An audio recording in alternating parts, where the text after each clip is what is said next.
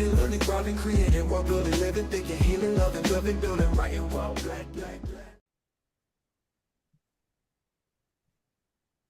Good morning, good afternoon, good evening, and welcome back to Writing While Black. I am Ayoka B, your co-host, and Angela, our other co-host, is with us. What up, though? And today we are talking to author Charles Chatmon. Charles describes himself as an author, poet, and observer. He is a multi-genre author of 6 books, from mystery to sci-fi. His latest title, It's All About Fate, is a blend of crime, mystery, and adventure with a side of romance, and is available on Amazon.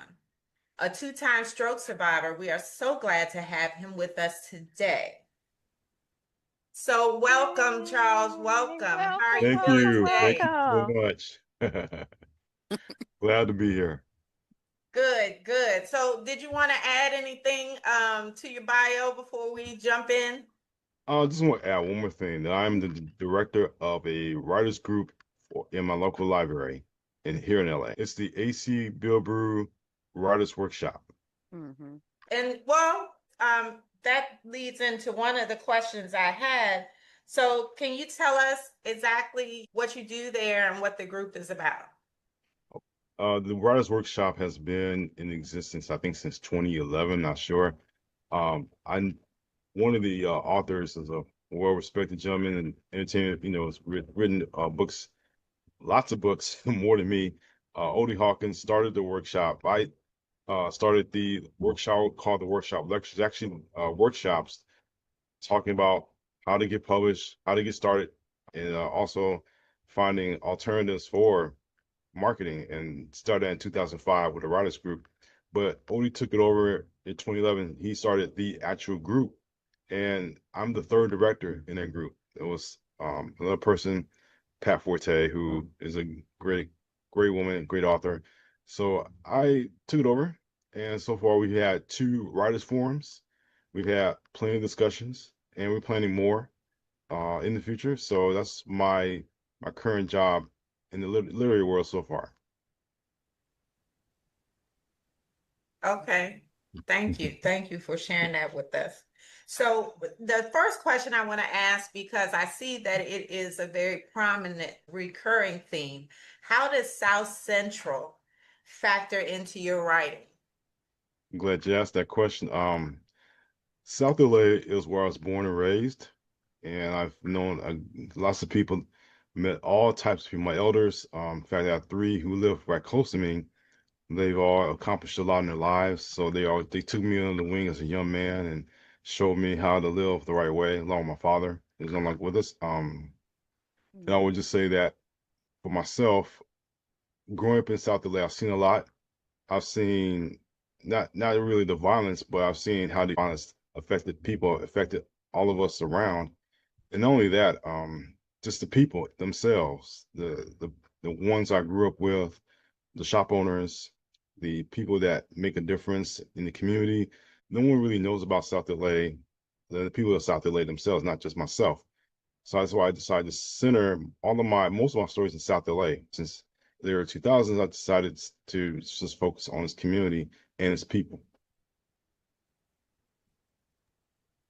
So, as a multi-genre writer, where does your inspiration come from? And what I mean by that is, what comes first? The genre? Do you decide what genre you want to write, or does the idea come first?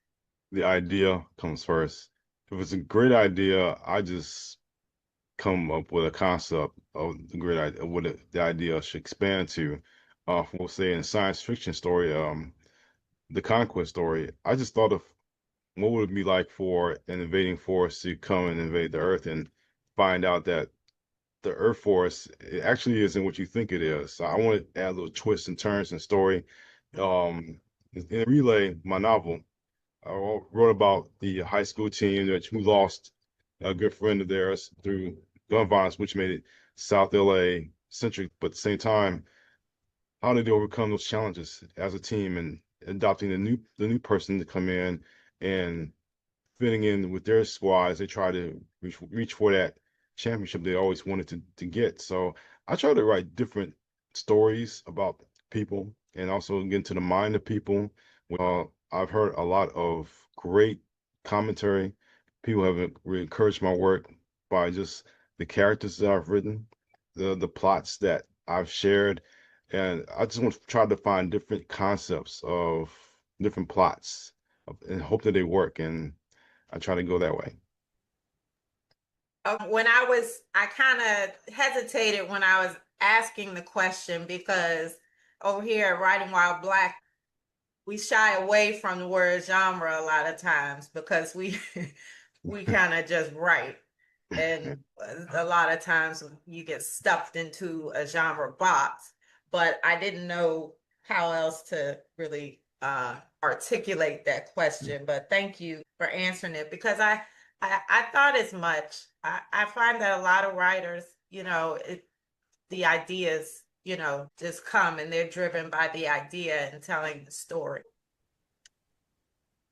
Especially because of your current position, but in your longer bio, I read about some of the other spaces you've created for readers and authors. And I wanted you to talk a little bit about the importance of creating spaces for Black authors and readers. Black authors have a long tradition of having their stories shared and written. One of my inspirations was Langston Hughes. He talked about the everyday common man. And Richard Wright, I really love Native Son because that's a novel that stuck with me. In fact, it's kind of a basis to some of the works that I've written. But I just feel that Black writers, especially those who are just now coming up in the writers' workshops, I will always see people that wanted to write, but they didn't know how to get published. They didn't know how to get started. And those individuals who have already published books when I was in charge of this book expo, they just wanted to have them, they just wanted to be shown. They just wanted to have the opportunity for the works to be out in the public. So we have a lot of talent in our community. But the thing is that we don't have the avenues like some of the bigger name authors have. So I always try to at least encourage them to keep writing and just keep promoting themselves by using this forum and other forums so that they can get the works out there because there's a lot of talent and the works need to be shown. Right. I mean, that's a recurrent theme for us as a community, talent versus access. It's never about a lack of talent, no matter what industry we're talking about. I'm going to hand it over to Angela and I'll circle back with the rest of my question. Thank you. So, sort of continuing to build on this conversation about support for writers and support for readers as well, I'm curious about where you get your support from as a writer. Do you find that in the context of your writers group that you get a lot of support, or are there other places or no place where you get support? I have support from my family, especially my wife, who's also an author herself. Uh, she wrote one book and is planning to write some more. Also, the community that I'm a part of, the writers group, that we all encourage each other. We're very close, so we all support each other's works. In fact, the group before I joined, they wrote an anthology, and I don't know the name right now, but they wrote an anthology, sharing their life stories, sharing their works. And unfortunately, we had one of our members pass away last year or this year, but her story is out there. So we're trying to encourage each other, the members who are still there.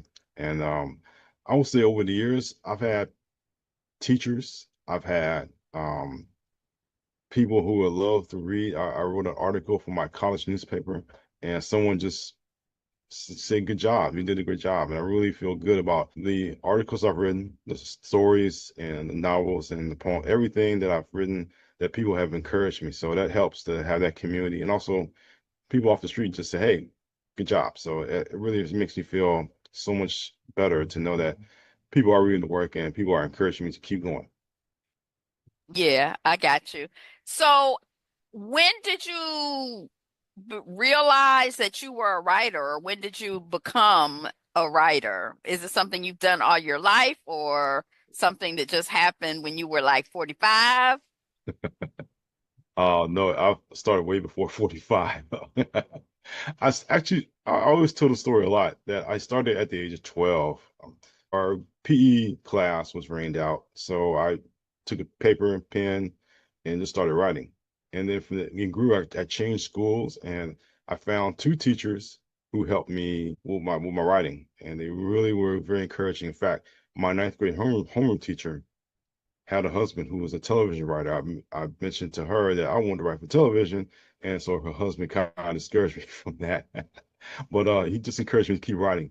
She would take my works to other teachers, and they would correct my writing. The first time I've known about paragraphs and all that, but it really helped me become a better writer.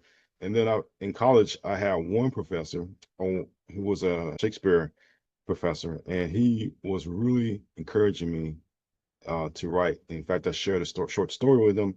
He said a good job, and that started my way. So over the years, I met lots of people who encouraged me to write, whether it be teachers, it'll be professors, it'll be other authors, even older authors who encourage me to keep writing. And it makes me feel so good to know that the work is out there and people are not only enjoying the work, but they're also encouraging me to keep writing. And I try to do the same for other people as well. There are two questions that I have, and they're kind of connected. One is about your writing process. And as I said the last time we talked about it, it doesn't have to be like I write a half hour a week. It could be I just write when I feel like it, or, whatever your process is. How have you been able to produce the books that you produce? But the first question I wanted to ask is if you have a process for your growth and development as a writer. When we talked with, I think it was Michael Laram, the writing machine, he mentioned that he is on this Ray Bradbury plan to read essay a day, poem a day. I can't remember, but and he said that was specifically to help him to develop as a writer. It was a So I'm lot. curious if you have, yeah, he's kind of intense. I'm Okay. curious if you have anything in place consciously to help you to grow and develop as a writer. It's it's kind of still it's I'm the reason why I'm kind of fumbling on this question is because when I started writing, I would write maybe for 3 hours. I set a time limit to my writing. I would write for 3 hours. I would go to college libraries and get, this the old school before even laptops were around. Take my pen, my paper, and just started writing for that length of time. Sometimes I overdo it, write more than 3 hours, but I would write. And then in the opening, you mentioned I had two strokes, and so my brain was trying to recover itself. At the same time, during the pandemic, because that's when it happened before the pandemic, and then when the pandemic actually happened, I just sat down, had to go for myself to write a page a day, and that's worked so well for me because I produced 4 books because of that change and strategy of writing. So the next book I'm planning to write, which will be different, but I'm going to use the same strategy of writing a page a day because it helps. I don't put any pressure on myself, and I really just get to develop a story as I go along. And it helps a lot to get my brain functioning well. So that's my process, at least for the right now.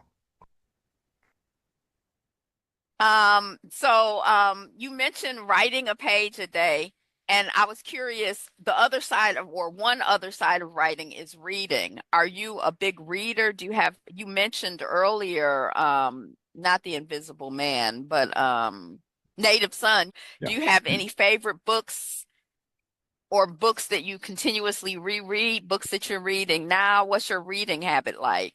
My reading habits, I try to read the classics. Since I had Shakespeare classes in college, I try to read little bit of that. Um, Try to read a little bit of the Black authors. So I go back to Langston Hughes had a novel, no, a book of all his short stories, and they're very interesting short stories, but he's more famous for the poems. But I try to read as many authors as I can. Um, whether it's an author that you know or authors that you don't know. In fact, I have all these books that I've collected from my journey in North California, and they're quite interesting. Autobiographies, short stories, poems, a, a sample of all these different books. So I read them and try to use a style, I guess, in my writing, but at the same time, I also kind of see what works and what doesn't work. And I can say that my reading, because I have to get my brain to really get my brain going, that helps a lot, and it really helps a lot with my writing. I have one more question. I'm going to turn it over to you because I know we have some classic questions, but what do you love most about writing, being a writer, and Yeah. what is your greatest challenge as a writer? I love to write. It's something, again, I started back at the age of 12, growing up as an only child and not really having a whole lot of friends. I know, only child nation. So the thing is that I try to when I was writing, it made me feel so good because it was something that I loved to do, and it just carried over. It was something I always would write all these poems, these love poems that made their way in the first two books, and not only that, but it just made me feel better about myself. And when no one was talking with me, then I would get my pen and paper and start writing. Or if I have friends, I show them what I've written, and they all encourage me. So it makes me feel good to know that's my identity as a writer. Um, and it's something I've loved to do. And the students that I work with at the schools I go to, they looked me up online. They found me through Goodreads. So now they know I'm an author. And they'll tell all the teachers at the school every time I stop by, hey, Mr. Chapman's an author. Mr. Chapman's an author. And of course, I get these looks from teachers. But the thing is that the students recognize me. So I'm glad that people know my identity as an author, and I want to keep going. Not only as the director of a writers workshop, but also when I used to run that book expo as an executive director.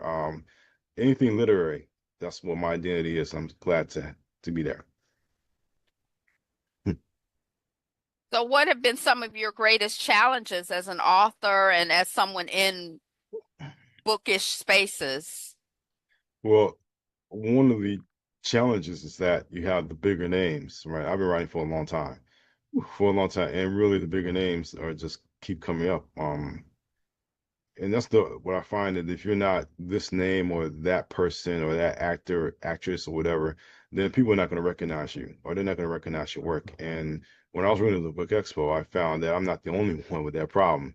There's a whole lot of other authors who are talented, but they know how to get their works out there. And that's the reason why they go to the events that they do. I've done tons of events here in LA, from the Black Business Expo to the Black Writers on Tour, my own LA Black Book Expo, and also the Black Writers Festival. I've done plenty of these events, and I'm out. I've been out there, but I find that there's a whole lot of authors out there.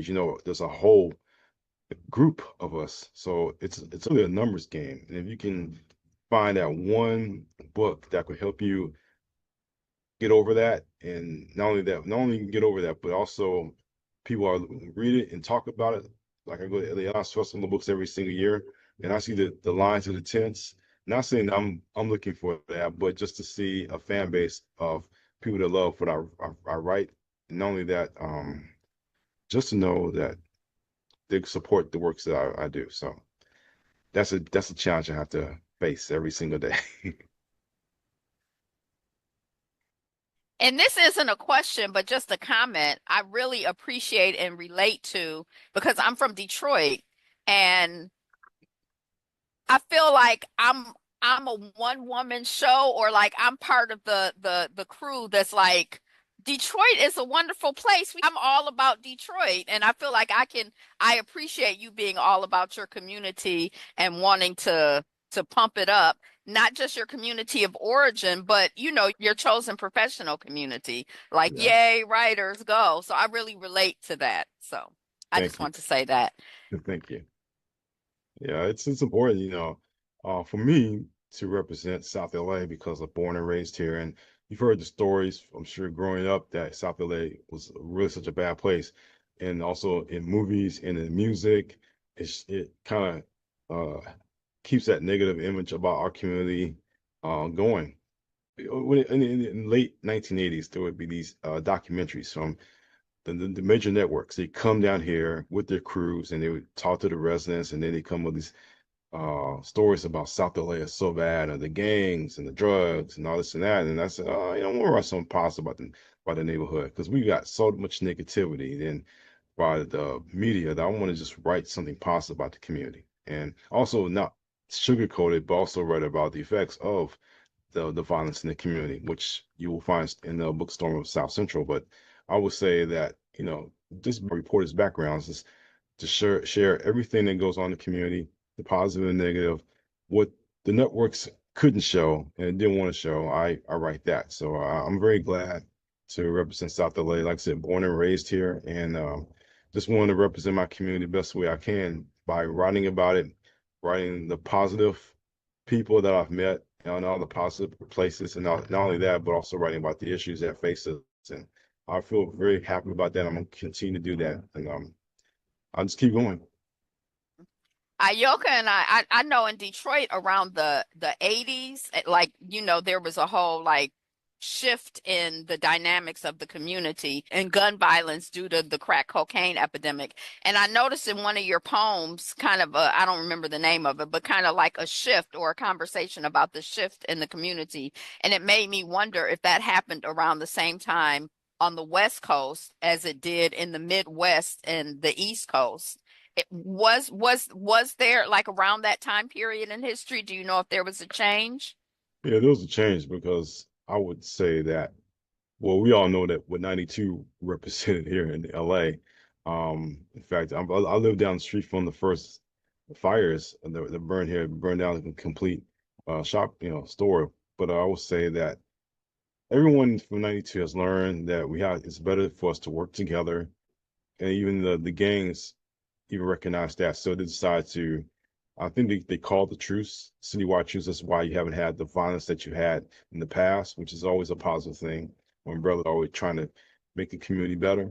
And I think the people that in general, LA is going through some changes right now because we have the Olympics in 3 years. So LA has always been changing. In fact, we have new people coming in. We have a development down the street from where I live that is going to be opening in a few months. And I will say that LA is changing. The people are changing, but still, the community that I live, we're still tight. We still respect each other, and it makes a stronger bond when you have people in one community, including our community, that makes that is really aiming for positivity and just making things happen. So I'm really glad to be part of this community and hope that it continues because it really needs that right now. I don't know if Walter Mosley writes about the community that you're in, but in the Easy Rawlings series, it's set in California. And so that's kind of like been my formative impression of Black folks in California. Yeah. And I always found it to be positive. So I didn't have the same, like a lot of negative information about California. Right. Mr. Mosley comes from a whole different background than myself. We live in the same neighborhood. In fact, most of us who live in this community, we have so many diverse backgrounds that our experiences may not be the same. He has more experience than I will ever have. So I'm not going to say his experience is wrong. His experience is his experience, and my experience is my experience. And I just hope that when people read my stories or my poems, that they understand I'm coming from one experience. And when they read Mr. Mosley's work, they know that it's coming from a different perspective. Even though we may go to the same places, we may have different ideas about where that place is. So I would South LA is not monolithic in that it's a place that we have different perspectives. And even though the media sees it one way, those of us like Mr. Mosley and myself, we see it a different way. And all we can just do is share our experiences with the reader and hope that they understand where we're coming from. I recently noticed that you are on Substack, so I wanted you to talk a little bit about what readers can expect from you on Substack. We have some listeners that are on that may want to follow you. Okay. Well, my Substack is a version of my old blog, my old website, and I call it Thoughts on the Substack.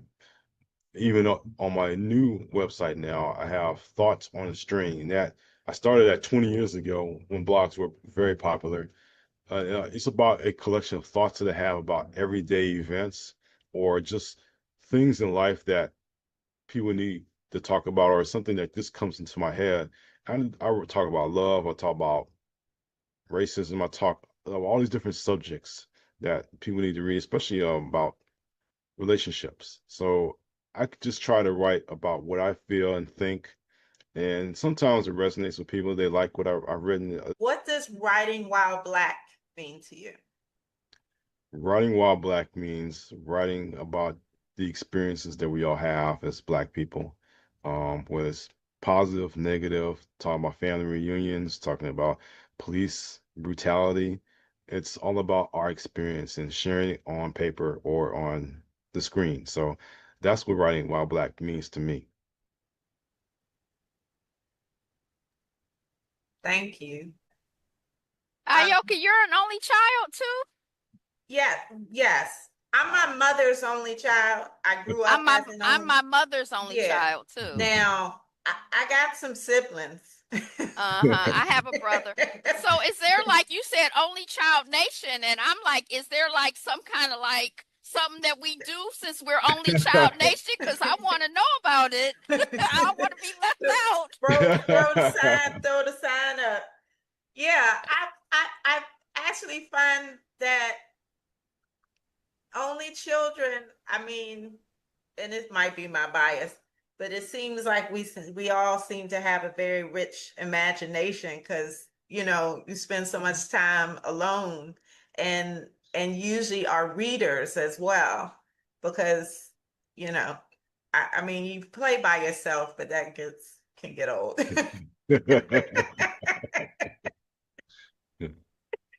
But yeah, I find, and I don't know, I haven't done any, empirical research, but yeah, I'm gonna start asking folk, uh, asking only children, and asking writers if they're only children, because I feel like there are a lot of writers who are definitely uh readers. I find that people who kind of were always readers were only children. Charles, I want to give you an opportunity to talk about your latest novel. It's all about fate. Give us the elevator speech. Tell us where we can get it. We're listening. It's All About Fate is a What? crime thriller, and it's available on Amazon right now. It's the only place that you can buy the novel. It is a crime thriller, and it is a story about a crime lord and his plan of revenge against the police detective who caused his facial disfigurement. Fate, he names, you'll find the reason why they call him Fate, but his face is badly burned, and he blames the police detective for that. Not only that, but he also blames for a personal loss that he suffered, and you'll find how deep that personal loss is. So he goes on this plan of revenge by striking at the police detective's family, and he strikes everyone he knows, from the gentleman he used to work for to the family members of this police detective, Mitchell Lavender, who's called the homeboy because he is from the area, so he knows everyone in the area, and he's pretty cool with everyone, even though he's a police detective. There's a big twist that happens, and it really affects, I would say, not only Fate, but Mitchell and the people around him. It also talks a little bit more about that evening that happened to Fate, who had his face burned off, and you can see the reason why he may think Mitchell was the one responsible. But again, twists and turns, and I hope people enjoy it. It's been out since March, and again, it's on Amazon, and hopefully in the future it will be available on my website. So I can say, if you like crime thrillers, you write a good mystery, please read this, and you'll find you won't be disappointed. And don't forget to review it. Yes, yes. And I love the cover. Where did you buy the cover? Did you design the cover? Did you hire the design? No, I have a good friend of mine who I've known for a long time. She is so great with the covers. She designed the sign. She designed the last three covers for my book. Fate, Re Strange Tales of Science Fiction, and Relay. Yeah, Relay. Yeah, yeah, yeah. I like that yeah. cover. Uh-huh. She does a great job, man. Uh, I want to just say her online name because CC Monty is definitely my cover person now. My previous cover person for the Storm of South Central, unfortunately passed away. He was good. He was a good guy. He did artwork for us for the expo, and I was in charge of that. But CC Monty, man, she's such a great artist and great cover designer. And she asked when the Storm of South Central was out, can I do your cover? But I always go to her, and man, she really Is she a black artist? she is. Ah, okay. High school friend of mine that I've known such a long time, and she's so good at what she does. So if she's watching this, CC Monty the one. So that's it. Okay, Yeah, I want to put her. we'll have to put some of her contact information in the notes for the episode. She's a graphic designer. So yeah, I'll ask and see if she's going along with that. So help her get some more business. You know, Every little bit yeah. makes a difference, but the cover, I Relay and the what's the last one? The with the Fate, face on it, Fate. fate. Fate. Yeah, that it's a those covers are Yeah, very like they make you want to jump in. yeah. She's good. She's really great. So. Yeah, that's my cover person from and I'm gonna try to bother her for the next book I'm writing. Can I talk about the next book for a second? Okay. Yes, All right. yes. So the next book I'm working on right now is based on a short story that my cousin wrote for her high school creative writing class. And I like the story so much that I decided to expand on it. I don't know if it's a novel, it's a novella, I'm not sure yet, but I would say that the book is set in South LA, 1971. It's a young man named Junior. Junior lost his father during the Watts uprising. A gentleman named Ray is watching over him, but Ray is a kind of a person who does unscrupulous things. He does things that you don't want to be bothered with, and also that he has a friend who I call Mouse. Now these are characters that are not in my cousin's short story, but these are characters I created. So Junior also meets someone who he meets a young lady, and they have a good work relationship together. But at the same time, he's also caught up in what Ray is caught up in. And at the end of the story, I haven't gone that far yet, but I would say that the ending of my cousin's original story was that Junior doesn't make it, but I'm gonna write my version. But at the same time, I want to write about the community back in the 1970s, before the gang violence, before all of this happened, and the people and the places of that time, because I grew up going to those places, and a little bit, I remember a little bit of where I used to go as a young man, especially in the neighborhood and especially around the neighborhood, what LA used to be like, and also give people a good idea of LA, how it changed over time, and the seeds of the gangs and everything like that. So that's what I'm working on, and I don't know when I'm going to finish it. I have something else I have to take care of, but I will say I'll try to get out before the end of the year. So we'll see what happens. The title of the book, the working title of the book right now, is based on the old war song, "The World Is a Ghetto." So I'm going to try to get that out. You find more information on my website as I go along. So We got a theme song for the episode, maybe. I don't know. Only work on one book at a time. You yeah, open it, work. Oh, okay. That's yeah, like how some people read. They only read one book at a time. They don't multitask. yeah. Okay. That would I be Ayoka, me. right. because of my condition with the two strokes, I have to work slowly and make sure that I don't overdo myself. But I have many other works in the pipeline that I'm just trying to do one work at a time, and then work, just continue to keep writing and see what else is next for me. So that's how my thought process is. I was gonna say when you were describing the world as a ghetto, that's what we call it right now.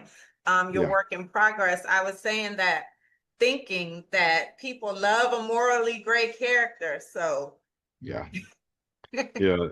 Well, I would just say the way that I'm envisioning Ray right now, Junior is the young man that's being pulled in that direction, but Ray is definitely someone that you don't want to mess with, especially we're talking early 1970s. And you probably remember, you probably have people you recognize, you see these old gentlemen down the street. He's like, I wonder what they've done. I wonder what that cat did.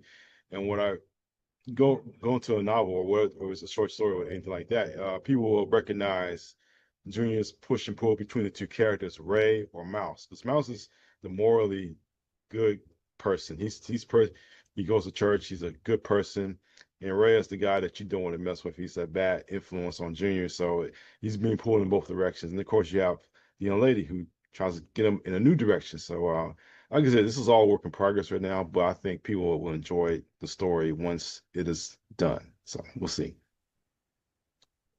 You talked a little bit about your process and how the strokes that you experience have impacted your process.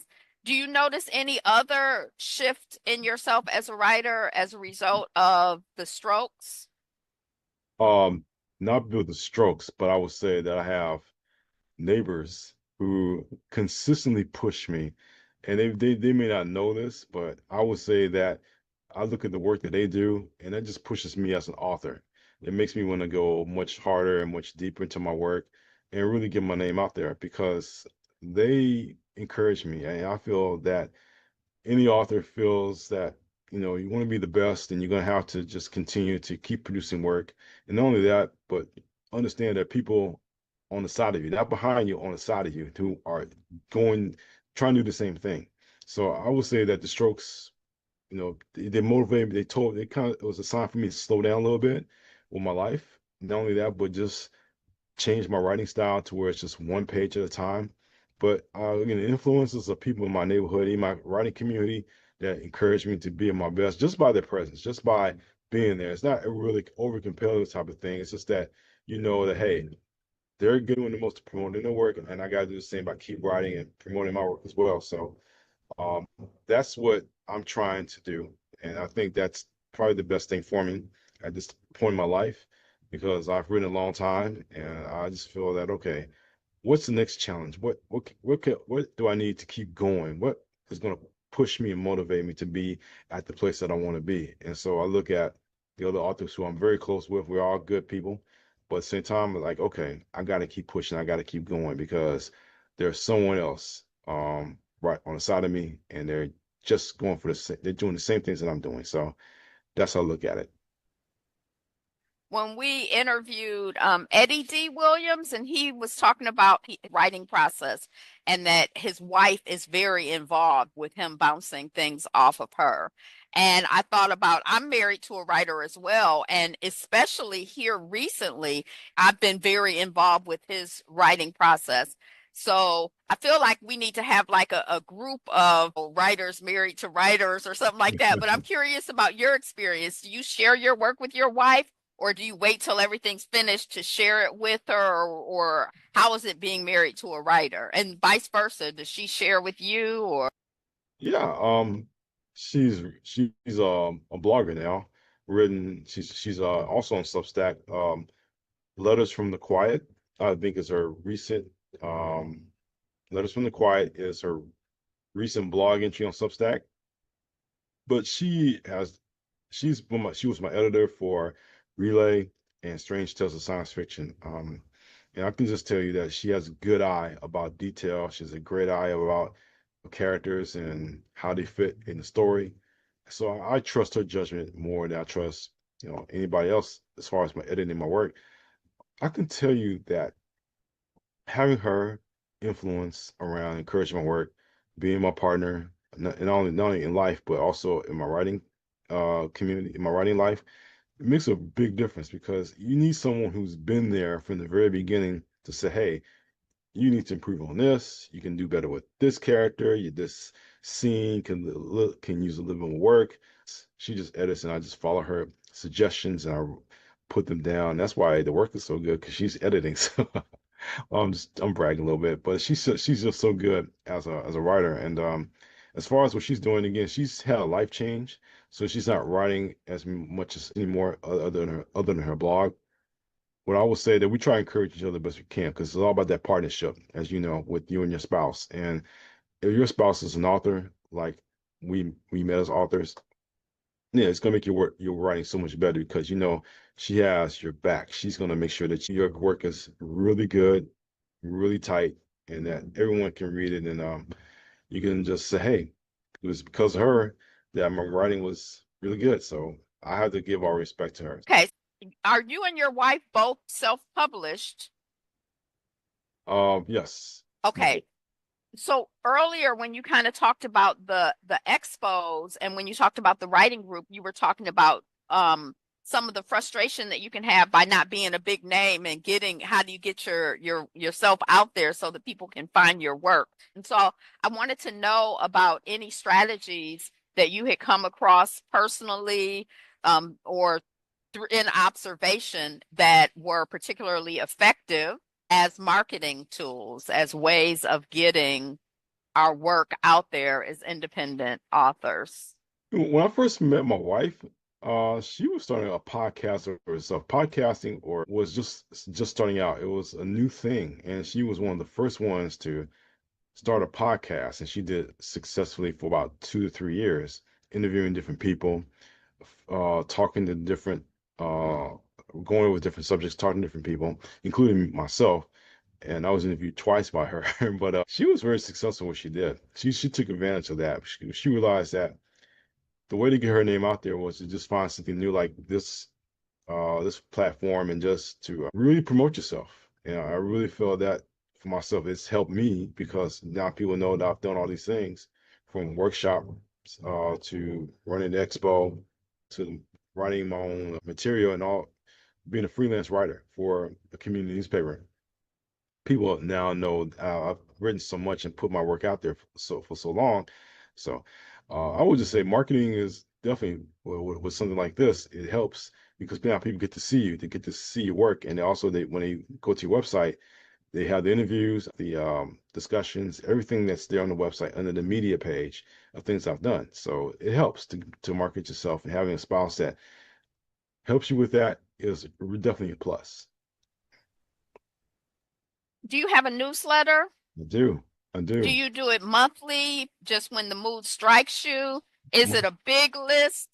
I know I'm throwing a lot of questions That's at you at okay. once, It's all but right. talk newsletter. I have a newsletter and I send it every month to people that are on my subscribers list. And if you want to subscribe, you do scroll down the front page of my website and you can add your name or your emails and you can find out what's going on with me, the projects of my works, things I have to talk about. I might talk about all these different things that are going on with me as far as the progress of my next book, um, things I might have done in the past. I might share a news article or two, but I would just say that it's a way for me to connect with the fans, and I really enjoy newsletters so much. I didn't have them on my first website. It makes a big difference to have people knowing what's going on. They get the news before social media does, hopefully. Is there anything that you wanted to share that we didn't ask you about? Let me see. Like I said, I was a freelance writer for the California Crusader newspaper. Um, I would say 2018 after my father passed. I needed an outlet, and they reached out to me and said, "Hey, you want to write articles?" And I did. Everything I've written that's been published is on my website, so you can just check out what I've done. You can on the website. I will say you can also check out video, my interviews, past interviews. Probably this one will be posted one day on the website, and I would say that my thoughts on the string, my blog is also there. Lots of things about me that you want to know are on the website. So I would say that that's charleslchatmon.com. You can look up that website and just find out who I am, what I'm about, what I like to write, things like that. Thank you. Oh, yeah. Okay. Thank you so much for being our guest. It was very nice meeting you because, of course, the audience may not know, but my husband and you have a relationship.